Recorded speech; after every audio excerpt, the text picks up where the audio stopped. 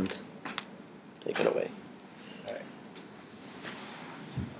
Changes and advances in philosophical ideas in England and America were the main drivers that sparked the American Revolution.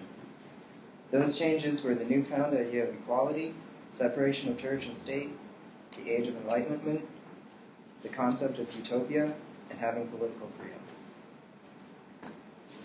So, there was a guy in England called John Locke, and he had a theory of natural rights, and they were life, liberty, and the state. So everybody is born with 3 natural rights. The right to live, the right to be free, and the right to have land. I've got a quote from the textbook.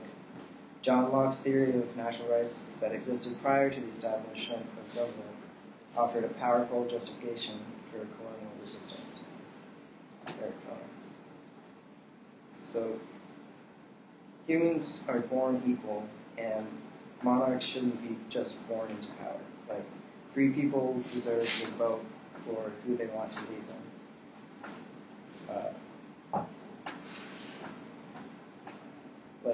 So the king in England was the king because his dad was the king. He was born into power, and if you questioned that, then you could be killed just for saying that. Because the king said he was the king, because God said that it was his will that he was the king.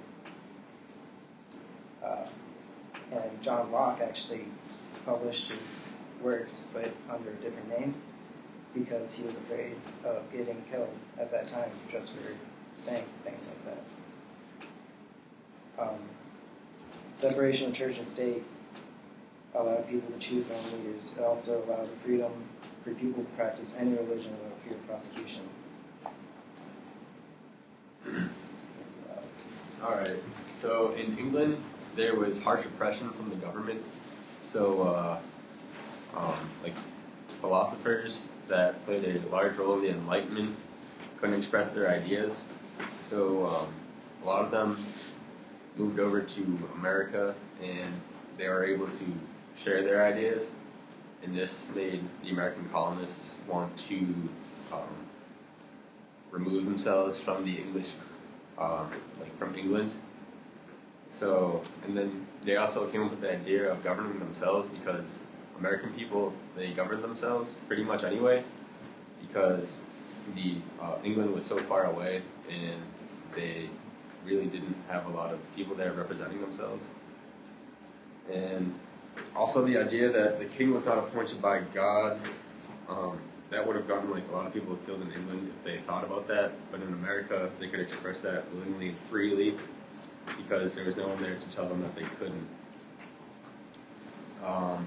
One of the philosophers, John Locke, he said that people were born free and had a blank mind, or a tabula rasa, and that government should not rule over their lives. So a lot of Americans liked that idea and wanted to govern themselves rather than having an English government run them with a king. Another philosopher was Montesquieu, and he came up with the idea that government should be divided into different branches so that there could be an equal balance of power, so that not one person, like a king, could ruin everybody's lives pretty much because just doing what the king wanted you to do. And another philosopher was Ben Franklin, and he helped draft the Declaration of Independence to separate America from England. And it was pretty risky of him, because if it didn't work, then he would have been killed along with the other people that helped draft it. And my quote is, "The struggle over English liberty in the first half of the 17th century expanded the definition of freedom at home and spilled over into early English North America." So, because there was a struggle for not wanting a king in England, a lot of those people moved to America, and they wanted to secede from England. When the English started to move to America, they already had some ideas of the society they would create. and those were partially created by some books that were published back in the day. One of them was the Thomas More's Utopia. So the book depicted a society where everything was perfect, like there were no rights or anything because everyone was content with what they had. And the English people kind of had this idea that they could create the same or similar society in the New World. So I will be talking about what the book included. It again depicted a perfect society where people chose their rulers, which is quite similar to the society they created in America. But there were also some differences. Like Thomas More said, I'm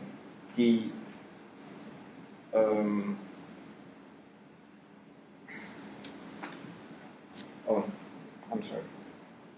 The private property, for instance, there was no private property in Utopia, and this is just the opposite in America, since like everyone kind of came here because they wanted a land in which they could live. Also, Thomas More's Utopia depicted a society that tolerates different religions, like even paganism. It's like some worshippers were in the book. But when we think of the Puritan society and the others, there was not really this. The people did not tolerate the other religions that much. And my quote from the Eric Froner book is, it says in the book, working for wages was widely associated with servility and loss of liberty. So in the book of the Utopia, people did not work for wages, but to kind of elevate the society, not for themselves, but for the society.